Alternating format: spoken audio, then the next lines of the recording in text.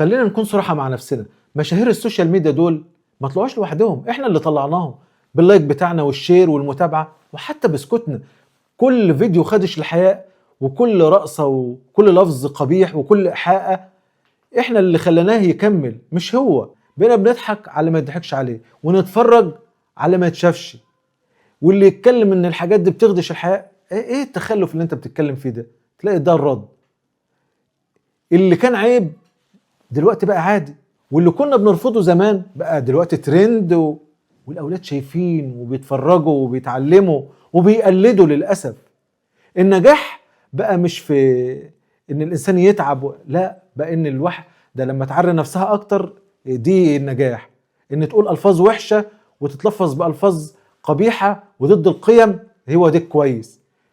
لحد ما الولد بقى بيقلد اللي بيشوفه، ما بيقلدش ابوه، ما بيقلدش الصح. البنت ما بتقلدش امها. طيب ليه احنا ندي نجومية للناس دي اصلا؟ ليه نخلي الناس دول مشاهير وهو بيشتم؟ ليه نخليهم نجوم؟ ليه ندخلهم بيتنا من اصلا ونفتح لهم بابنا ونخلي ولادنا يتربوا على الحاجات دي لحد ما قيمنا اتغيرت واولادنا بدأوا يتعلموا منهم ويقلدوهم؟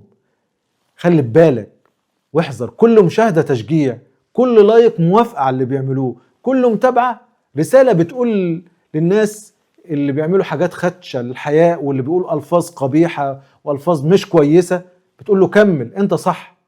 حتى لو بتتفرج من باب الفضول، النتيجة واحدة، هو بيكسب واحنا بنخسر نفسنا، بنخسر أولادنا. طب أعمل إيه؟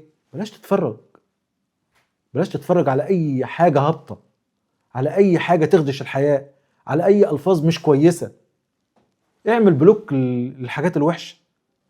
تابع اللي بيحترم عقلك، بيحافظ على ذوقك، بيضيف لك مش بيخصم منك. خلي أولادك واعيين، احكي لهم ليه الفيديو ده غلط وليه الفيديو ده صح، ليه الشهرة دي زائفة.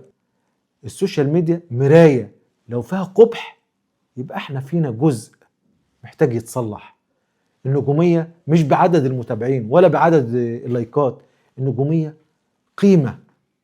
واحنا قدام اختيارين، يا نرفع ناس تستاهل، يا نفضل مع الناس اللي بتقول حاجات قبيحة ودايما بتخدش حياتنا بصورها اللي مش كويسة. وانا اكيد ومتأكد ان احنا دايما مع الصح، واعمل الصح.